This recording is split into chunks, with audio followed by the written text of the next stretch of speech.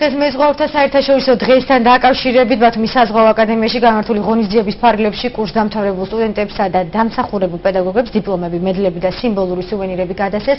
დღესვე აკადემიის ახალი ჰიმნის პრეზენტაცია და საზეიმო ვითარებაში მზის საათის გახსნა მოეწყო.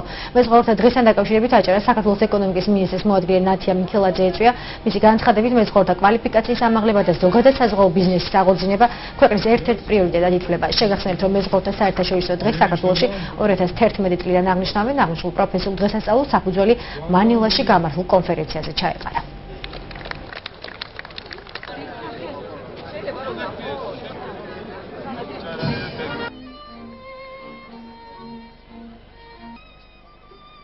წელს უკვე მესამეც ბათუმის სახელმწიფო საზღვაო აკადემია აღნიშნავს მეზღვაურთა საერთაშორისო დღეს.